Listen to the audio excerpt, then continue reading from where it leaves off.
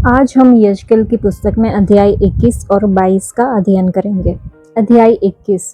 यहोवा का ये वचन मेरे पास पहुंचा, हे मनुष्य के संतान, अपना मुख यरूशलेम की ओर कर और पवित्र स्थानों की ओर वचन सुना। इस्राएल देश के विषय में भविष्यवाणी कर और उससे कह, प्रभु यहोवा यूं कहते हैं, देख, मैं तेरे विरुद्ध हूँ और अपनी तलवार मियान में से खींचकर तुझ में से धर्मी और अधर्मी दोनों को नाश करूंगा। इसलिए कि मैं तुझ में से धर्मी और अधर्मी सबको नाश करने वाला हूँ, इस कारण मेरी तलवार मियान से निकलकर दक्षिण से उत्तर तक सब प्राणियों के विरुद्ध चलेगी।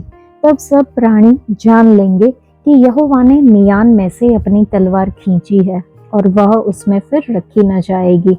सो है मनुष्य के संतान, तू आह मार, भारी खेद कर और टूटी कमर लेकर लोगों के सामने आह मार। और जब वे तुझसे पूछे कि तू क्यों आह मारता है, तब कहना, समाचार के कारण, क्योंकि ऐसी बात आने वाली है कि सबके मन टूट जाएंगे और सबके हाथ ढीले पड़ेंगे, सबकी आत्मा बेबस और सबके घुटने निर्बल हो जाएंगे। देखो, ऐसी ही बात आने वाली है और वह अवश्य पूरी होगी। परमेश्वर यहोवा की यही वाणी है। फिर यहोवा का ये वचन मेरे पास पहुंचा, हे मनुष्य के संतान, भविष्यवाणी करके कह, परमेश्वर यहोवा यूं कहता है, देख, सान चढ़ाई हुई तलवार और झलकाई हुई तलवार। वह इसलिए सान चढ़ाई गई कि उसे घात किया जाए, और इसलिए झलकाई गई कि बिजली की नाई चमके। तो क्या हम हर्षित हो? वह तो यहोवा के पुत्र का राजदंड है और सब पेड़ों को तुच्छ जानने वाला है। और वह झलकाने को इसलिए दी गई कि हाथ में ली जाए। वह इसलिए सान चढ़ाई और झलकाई गई कि घात करने वालों के हाथ में दी जाए। हे मनुष्य के संतान, चिल्ला और हाय हाय कर, क्योंकि वह मेरी प्रजा पर चला चाहती है। वह इस्राएल के सारे प्रधानों पर चला चाहती है। मेरी प्रजा के संग वे भी तलवार के वश में आ गए। इस कारण तू अपनी छाती पीट, क्योंकि सचमुच उसकी जांच हुई है। और यदि उसे तुच्छ जानने वाला राजदंड भी न रहे तो क्या? परमेश्वर यहोवा की यही वाणी है। सो है मनुष्य के संतान, भविष्यवाणी कर और हाथ पर हाथ दे मार, और 3 बार तलवार का बल दुगना किया जाए। वह तो घात करने की तलवार, वरन बड़े से बड़े के घात करने की तलवार है, जिससे कोठरियों में भी कोई नहीं बच सकता। मैंने घात करने वाली तलवार को उनके सब फाटकों के विरुद्ध इसलिए चलाया है कि लोगों के मन टूट जाए और वे बहुत ठोकर खाए। हाय हाय, वह तो बिजली के समान बनाई गई और घात करने को सान चढ़ाई गई है। सिड़ुक कर दाहिनी ओर जा, फिर तैयार होकर बाईं ओर मुड़, जिधर भी तेरा मुख हो। मैं भी ताली बजाऊंगा और अपनी झलझलाहट को ठंडा करूंगा। मुझ यहोवा ने ऐसा कहा है। फिर यहोवा का ये वचन मेरे पास पहुंचा, हे मनुष्य के संतान, 2 मार्ग ठहरा ले कि बाबुल के राजा की तलवार आए। दोनों मार्ग एक ही देश से निकले। फिर एक चिन्ह कर, अर्थात नगर के मार्ग के सिर पर एक चिन्ह कर। एक मार्ग ठहरा कि तलवार अम्मोनियों के रब्बा नगर पर और यहूदा देश के गढ़ वाले नगर यरूशलेम पर भी चले, क्योंकि बाबुल का राजा तिर्मुहा ने, अर्थात दोनों मार्गों के निकलने के स्थान पर भावी बुझने को खड़ा हुआ है। उसने तीरों को हिला दिया और गृह देवताओं से प्रश्न किया और कलेजे को भी देखा। उसके दाहिने हाथ में यरूशलेम का नाम है कि वह उसकी और युद्ध के यंत्र लगाए और गला फाड़ कर घात करने की आज्ञा दे और ऊंचे शब्द से ललकारे, फाटकों की और युद्ध के यंत्र लगाए और दमदमा बांधे और कोट बनाए। परंतु लोग तो उस भावी कहने को मिथ्या समझेंगे। उन्होंने जो उनकी शपथ खाई है, इस कारण वह उनके अधर्म का स्मरण कराकर उन्हें पकड़ लेगा। इस कारण प्रभु यहोवा यूं कहता है, इसलिए कि तुम्हारा अधर्म जो स्मरण किया गया है और तुम्हारे अपराध जो खुल गए हैं, क्योंकि तुम्हारे सब कामों में पाप ही पाप दिखाई पड़ा है और तुम स्मरण में आए हो, इसलिए तुम उन्हीं से पकड़े जाओगे। और हे इस्राएल के दुष्ट प्रधान, तेरा दिन आ गया है। अधर्म के अंत का समय पहुंच गया है। तेरे विषय में परमेश्वर यहोवा यूं कहता है, पगड़ी उतार और मुकुट भी उतार दे। वह ज्यों का त्यों नहीं रहने का। जो नीचा है उसे ऊंचा कर और जो ऊंचा है उसे नीचा कर। मैं इसको उलट दूंगा और उलट पुलट कर दूंगा। हाँ, उलट दूंगा, और जब तक उसका अधिकारी न आए तब तक वह उल्टा हुआ रहेगा। तब मैं उसे दे दूंगा। फिर है मनुष्य की संतान, भविष्यवाणी करके कहे कि प्रभु यहोवा अम्मोनियों और उनकी की हुई नामधराई के विषय में यूं कहता है, तू यूं कह, खींची हुई तलवार है, वह तलवार घात के लिए झलकाई हुई है कि नाश करे और बिजली के समान हो। जब तक कि वे तेरे विषय में झूठे दर्शन पाते और झूठे भावी तुझको बताते हैं कि तू उन दुष्ट असाध्य घायलों की गर्दनों पर पड़े जिनका दिन आ गया और जिनके अधर्म के अंत का समय आ पहुंचा है, उसको मियान में फिर रख। जिस स्थान में तू सिरजी गई और जिस देश में तेरी उत्पत्ति हुई, उसी में मैं तेरा न्याय करूंगा। और मैं तुझ पर अपना क्रोध भड़काऊंगा और तुझ पर अपनी झलझलाहट की आग फूंक दूंगा और तुझे पशु सरीखे मनुष्य के हाथ कर दूंगा जो नाश करने में निपुण है।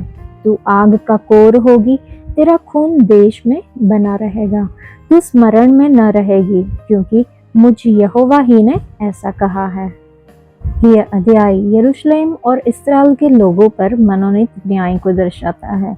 परमेश्वर यजकेल को आने वाले विनाश की घोषणा करने का निर्देश देते हैं, जिसका प्रतीक तलवार है। अध्याय उनके लगातार पाप के कारण परमेश्वर के न्याय की अनिवार्यता पर जोर देता है। परमेश्वर की चेतावनियां बेकार की धमकियां नहीं है, आज्ञा उल्लंघन के लिए एक विशिष्ट परिणाम की ओर इशारा करती है।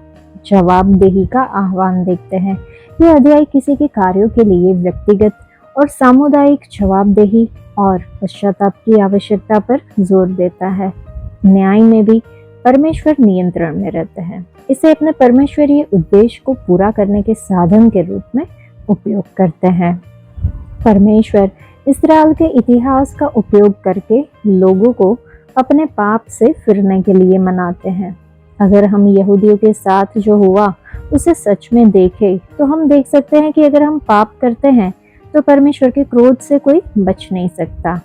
हम यह भी देखते हैं कि हमारे पापों के बावजूद परमेश्वर लगातार हमें पश्चाताप करने या अपने पापों से फिरने और उनके साथ वाचा में प्रवेश करने के लिए मनाने की कोशिश करते हैं। परमेश्वर आदरणीय है और वह यहूदियों और बाकी दुनिया दोनों के प्रति अपने वादे को पूरा करेंगे। इतिहास इसकी पुष्टि करता है। हम चाहे जो भी हो, अगर हम वास्तव में रुके और इतिहास के सबक पर विचार करें, तो हम पापों के परिणाम और आज्ञा पालन के आशीष के बारे में बहुत कुछ सीखेंगे। हम ये जांच कर सकते हैं कि परमेश्वर ने अतीत में मानवता के साथ कैसे बातचीत की है, ताकि यह समझ सके कि वह अब हमारे साथ कैसे बातचीत कर रहे हैं। हम ऐसा कर सकते हैं क्योंकि परमेश्वर बदलते नहीं हैं। अगर वह अतीत में दयालु थे तो वह आज भी दयालु है। अगर वह यहूदियों से उनकी वाचा तोड़ने के बाद भी विनती करने को तैयार थे, तो वह हमसे भी विनती करने को तैयार है, भले ही हम पाप में हो। परमेश्वर ने अपना न्याय केवल इसलिए रोक रखा था ताकि उनका नाम अन्य जातियों के बीच कलंकित न हो। अगर परमेश्वर आपकी स्थिति के बारे में आपसे तर्क कर रहे हैं, तो उनकी बात सुने और उन पर विश्वास करें। वचन में लिखा है कि प्रभु यहोवा यूं कहता है, देख मैं तेरे विरुद्ध हूँ और अपनी तलवार मियान में से खींचकर तुझ में से धर्मी और अधर्मी दोनों को नाश करूंगा। धर्मी कौन है? धर्मी वे है जो न्याय और निष्पक्षता से चलते हैं। वे अपने शब्द और कार्यों से दूसरों को नुकसान नहीं पहुंचाते। वे दूसरे की मदद करते हैं, खासकर गरीब, जरूरतमंद, विधवा और असहायों की। वे गरीबों की शिक्षा में सहायता कर सकते हैं या बुजुर्गों की देखभाल कर सकते हैं। वे समाज में अच्छे लोग हैं। इन धर्मी लोगों को नाम करके मसीही कहा जा सकता है, या वे मसीह को नहीं जानते होंगे। हालांकि वे यीशु के लहू से अपने पापों से शुद्ध नहीं हुए हैं। इसका मतलब है कि उन्हें मसीह का उद्धार नहीं मिला है जो मुफ्त में दिया जाता है। फिर भी दुनिया की नजरों में वे सबके द्वारा सम्मानित और प्रिय है। अधर्मी कौन है? अधर्मी वे है जो पाप, अन्याय और अधर्म में जीते हैं, परमेश्वर की आज्ञाओं का उल्लंघन करते हैं। वे अपने परिवार और दूसरों को कष्ट पहुंचाते हैं, सब उनसे घृणा करते हैं। यहोवा दोनों धर्मी और दुष्ट को क्यों नष्ट करते हैं? हमें इस सत्य को समझना होगा कि जो कोई भी इस दुनिया में मन फिराव किए बिना, यीशु के लहू से शुद्ध हुए बिना, मुफ्त में उद्धार प्राप्त किए बिना और पवित्र जीवन जीने के बिना रहते हैं, उसे यहोवा द्वारा नाश कर दिया जाएगा। यदि कोई व्यक्ति पूरी दुनिया को प्राप्त करता है लेकिन अपनी आत्मा को खो देता है तो उसे क्या लाभ होगा? ऐसा वचन में लिखा है।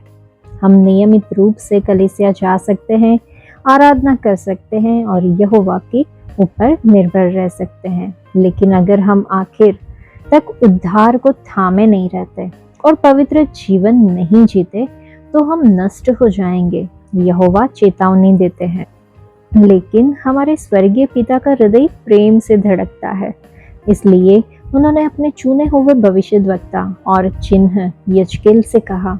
लिखा है, इस्राएल है मनुष्य की संतान, तू आह मार, भारी खेद कर और टूटी कमर लेकर लोगों के सामने आह मार। हे मनुष्य की संतान, चिल्ला और हाय हाय कर, क्योंकि तलवार मेरी प्रजा पर चलने वाली है।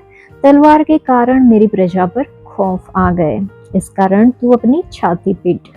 और यह भी लिखा है कि हे मनुष्य की संतान, भविष्यवाणी कर और हाथ पर हाथ दे मार और 3 बार तलवार का बल दुगना किया जाए। सिकुड़ कर दाहिनी ओर जा, फिर तैयार होकर बाईं ओर मुड़, जिधर भी तेरा मुख हो। यजकेल ने वैसा ही किया जैसा यहोवा ने आज्ञा दी थी। इस तरह परमेश्वर ने इस्राएल के लोगों को, जिनसे वह प्रेम करते थे, चेतावनी देने के लिए यजकेल को एक चिन्ह के रूप में इस्तेमाल किया। आज परमेश्वर हमें भी चेतावनी देते हैं। उन्होंने अपने प्रिय पुत्र यीशु मसीह को हमारे पापों के लिए बलिदान के रूप में दिया, ताकि वह हमारे लिए एक चिन्ह के रूप में कार्य करे। चलिए हम इस प्रेम को हल्के में न लें। इस दुनिया में एक धर्मी या दुष्ट व्यक्ति के रूप में जीने के बजाय हमें मन फिराना चाहिए, यीशु के लहू से शुद्ध होना चाहिए, एक पवित्र जीवन जीना चाहिए और अपने स्वर्गीय पिता की संतान बनना चाहिए, उन्हें प्रसन्न करना चाहिए। मसीह में प्रिय, जीवन छोटा है, कल हमारा नहीं है, इसलिए हम आज अपने जीवन को पवित्र आत्मा के हाथों में सौंप दें, ताकि हम नाश न हो या अलग न हो जाए। हम उनकी आज्ञाओं को खोजें, पढ़ें और उनका पालन करें। हम इस पवित्र प्रेम को साझा करें, उन लोगों के साथ चेतावनी दें जो अभी भी अज्ञानता में जी रहे हैं, चाहे वे धर्मी हो या फिर दुष्ट हो। हमें ये प्रेम पूर्ण चेतावनी देने के लिए पवित्र आत्मा को धन्यवाद देना होगा। अध्याय 22। और यहोवा का ये वचन मेरे पास पहुंचा, हे मनुष्य के संतान, क्या तू उस हत्यारे नगर का न्याय न करेगा? क्या तू उसका न्याय न करेगा? उसको उसके सब घिनौने काम जता दे और कह, परमेश्वर यहोवा यूं कहता है, हे नगर, तू अपने बीच में हत्या करता है, जिससे तेरा समय आए और अपनी ही हानि करने और अशुद्ध होने के लिए मूर्तें बनाता है। जो हत्या तूने की है उससे तू दोषी ठहरी, और जो मूर्तें तूने बनाई है उनके कारण तू अशुद्ध हो गई है। तूने अपने अंत के दिन को समीप कर लिया और अपने पिछले वर्षों तक पहुंच गई है। इस कारण मैंने तुझे जाति जाति के लोगों की ओर से नाम धराई का और सब देशों के ठट्ठे का कारण कर दिया है।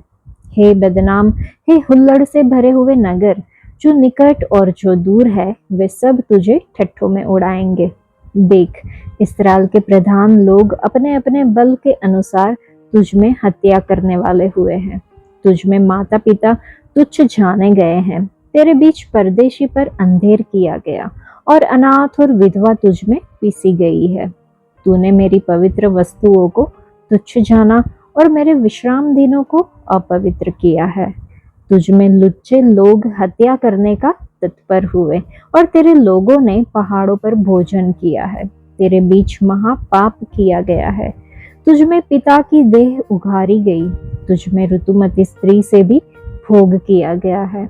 किसी ने तुझ में पड़ोसी की स्त्री के साथ घिनौना काम किया और किसी ने अपनी बहू को बिगाड़कर महापाप किया है और किसी ने अपनी बहन अर्थात अपने पिता की बेटी को भ्रष्ट किया है।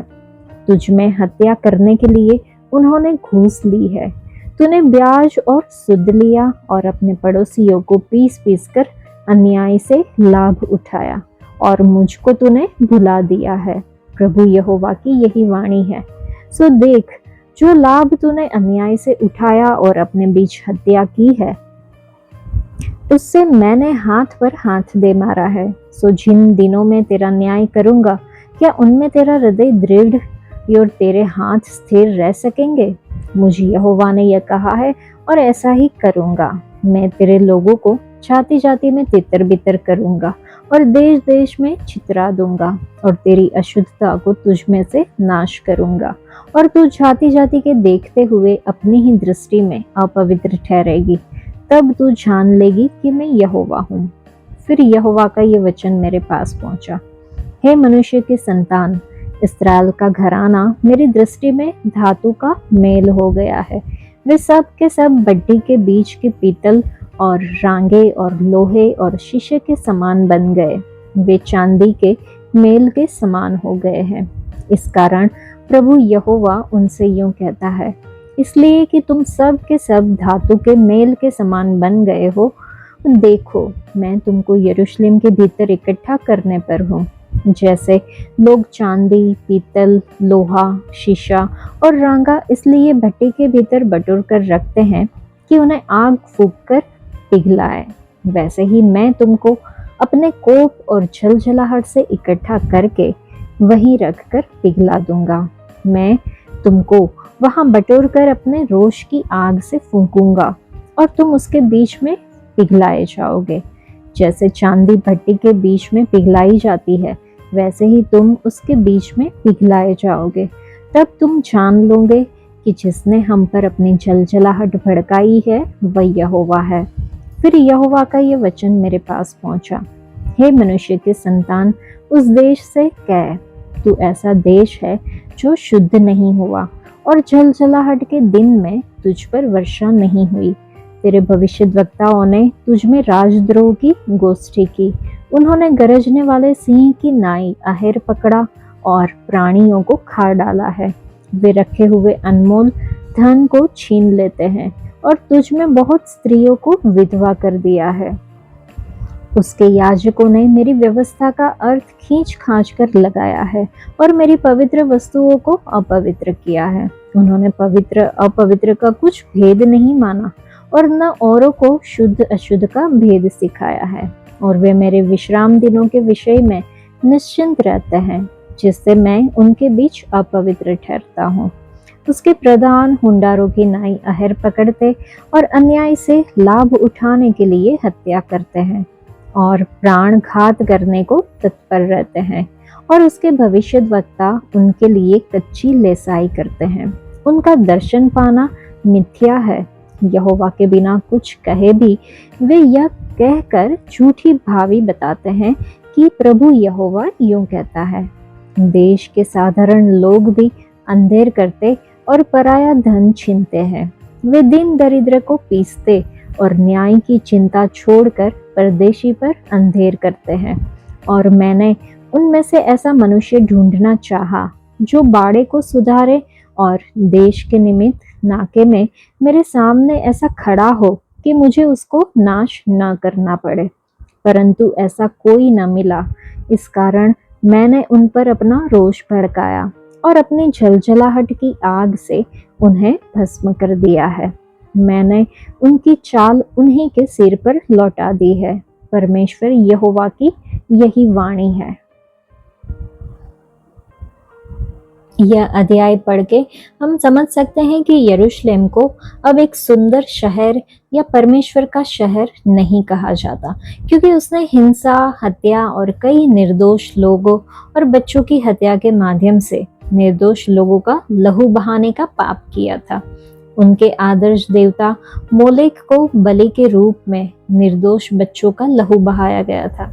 साथ ही शहर के राजकुमारों ने अपनी शक्ति और ताकत का इस्तेमाल वहां रहने वाले लोगों के जीवन को नष्ट करने के लिए किया था, बजाय इसके कि वे इसके रक्षक बनते। निर्दोष लोगों की अन्यायपूर्ण हत्या हुई और मानव जीवन की कोई परवाह नहीं की गई। यरूशलेम शहर में किए गए अपराध बहुत बड़े थे, क्योंकि अन्याय, उत्पीड़न, हिंसा, मूर्तियों के लिए बलिदान, हत्या आदि के कारण बहुत से लोग मारे गए। इसलिए परमेश्वर ने इस्राएल के लोगों को अपने गंभीर पापों का पश्चाताप करने और बुराई करने से दूर रहने और सही काम करने के लिए बुलाया। लेकिन इस्राएलियों ने परमेश्वर की आवाज को मानने से इनकार कर दिया और वही किया जो उन्हें अच्छा लगा। उन्होंने परमेश्वर के भविष्यद्वक्ताओं का निर्दोष लोगों का खून भी बहाया, जिन्होंने उन्हें पश्चाताप और अपने परमेश्वर यहोवा के विरुद्ध पाप करने के परिणाम के बारे में उपदेश देकर उन्हें परमेश्वर के पास वापस लाने की कोशिश की। परमेश्वर ने अपने भविष्यद्वक्ताओं के माध्यम से इस्राएलियों से कहा कि वे पृथ्वी के सभी देशों के लिए एक निंदा का विषय होंगे। वे अन्य सभी देशों के लिए उपहास और हंसी का पात्र होंगे, क्योंकि परमेश्वर ने इस्राएलियों को उनकी आज्ञा उल्लंघन के लिए कठोर रूप से न्याय किया। प्रभु, हम विनम्रता पूर्वक उन लोगों के लिए प्रार्थना करते हैं जिन्होंने आपके निर्दोष लोगों का लहू अलग अलग तरीकों से बहाया है। उनके दिल और दिमाग को बुद्धि दे, ताकि वे पश्चाताप कर सके और वही कर सके जो आपकी दृष्टि में सही है। हे प्रभु, हमें जीवन का पोषण करना और उसे बचाना सिखाए, ऐसी हमें प्रार्थना करनी होगी। यह अध्याय एक ऐसा अध्याय है जो मसीह के नाम का दावा करने वाले हम सभी को गहराई से परेशान और चुनौती देना चाहिए। यह परमेश्वर के लोगों के गंभीर पाप, उनके कार्यों के परिणाम और सबसे मार्मिक रूप से प्रभु की पीड़ादायक खोज को उजागर करता है, जो एक व्यक्ति को भी इस अंतर को भरने के लिए खड़ा कर सके। यह अध्याय पश्चाताप के लिए एक स्पष्ट और आत्मव्याख्यात्मक आह्वान है। यह मांग करता है कि हम परमेश्वर के पवित्र वचन के प्रकाश में अपने दिलों और अपने जीवन की जांच करें। यिर्मयाह की पुस्तक अध्याय 5 में वचन 30 में कहा है कि जो हमारे दिलों में उतर जाना चाहिए और हमें परमेश्वर के अगापे प्रेम के लिए जीने के लिए प्रेरित करना चाहिए। इस अध्याय को 4 भाग में विभाजित किया जा सकता है। 1 से 12 वचन हमारे पाप और दुष्टता को उजागर करते हैं। 13 से 22 हमारे पाप और दुष्टता के लिए परमेश्वर द्वारा हमारे ऊपर लाए जाने वाले परिणामों का विवरण देता है। 23 से 29 भविष्यद्वक्ताओं, याजकों और अगुओं की बुराई और पाप को उजागर करता है, जो परमेश्वर के क्रोध को भड़काते हैं। 30 से 32 परमेश्वर की गहरी पीड़ा को प्रकट करता है, जब उनके लिए कोई भी खड़ा नहीं होता। इस अध्याय में व्यक्त प्रभु का दुख खुद स्पष्ट और बहुत ही मार्मिक है। पहला जो खंड है 1 से 12 वचन यहूदा में पापों की भीड़ को सूचीबद्ध करता है। हिंसा और रक्तपात से लेकर मूर्ति पूजा और अनैतिकता तक ये सूची इस बात की भयावह याद दिलाती है कि वे परमेश्वर के मार्ग से कितने दूर चले गए थे। क्या ये पाप हमारे अपने जीवन या हमारे समाज के पहलुओं से मेल खाते हैं? क्या हम वास्तव में इस अध्याय में निंदा किए गए लोगों से अलग हैं? वचन 13 से 22 में उनके बड़े पैमाने पर अधर्म के कारण परमेश्वर का न्याय अपरिहार्य था। उसने उन पर अपना क्रोध उंडेला, जो उनके कार्यों के लिए एक उचित प्रतिफल था। यह खंड हमें याद दिलाता है कि पाप के व्यक्तिगत और सामूहिक दोनों तरह के परिणाम होते हैं। तो क्या हम परमेश्वर के न्याय के उचित भय के साथ जी रहे हैं? क्या हम अपने अपराधों की गंभीरता को समझते हैं? तीसरा खंड जो है वो भविष्यद्वक्ता, याजक और अगुओं के पाप पर केंद्रित है, जिन्हें परमेश्वर की सच्चाई के संरक्षक होना चाहिए था। वे इसके बजाय भ्रष्टाचार के प्रतिनिधि बन गए, लोगों को गुमराह कर रहे थे। उनके कार्यों ने परमेश्वर के क्रोध को भड़काया और राष्ट्र के पतन को तेज कर दिया। हम कैसे अगुवे हैं? हम कैसे अगुवाई कर रहे हैं? क्या हम अपने प्रभाव का उपयोग अच्छे या स्वार्थी लाभ के लिए कर रहे हैं? क्या हम परमेश्वर के मानकों को बनाए रख रहे हैं या सांसारिक स्वीकृति के लिए उनसे समझौता कर रहे हैं?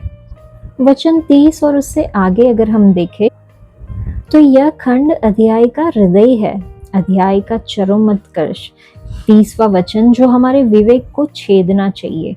और मैंने उनमें से एक आदमी की तलाश की जो बाड़ को बनाए और देश के लिए मेरे सामने खाई में खड़ा हो, ताकि मैं इसे नष्ट ना करूं, लेकिन मुझे कोई न मिला लिखा है। परमेश्वर का गहरा दुख स्पष्ट है, प्रभु की पीड़ा, उनसे किसी को भी खाई में खड़े होने, लोगों के लिए मध्यस्थता करने, अपने आसन्न क्रोध को वापस करने के लिए उन्होंने खोजा, लेकिन उन्हें कोई नहीं मिला। यह एक विनाशकारी अभियोग है। ये आध्यात्मिक संकट की गहराई और राष्ट्र की पूरी तरह से तबाही को प्रकट करता है। अध्याय प्रभु के धर्मी क्रोध और उनके निर्णय की घोषणा के साथ समाप्त होता है। तो क्या हम अपने समुदाय, अपने अगुवे, अपनी कलीसिया, अपने राष्ट्र के लिए खाई में खड़े होने के लिए तैयार है? क्या हम एक वफादार सेवक के लिए परमेश्वर की खोज का उत्तर बनने के लिए तैयार है? क्या हम अपने जीवन और अपनी चिंताओं में इतने व्यस्त हैं कि हम मध्यस्थता की अत्यंत आवश्यकता को भूल गए हैं?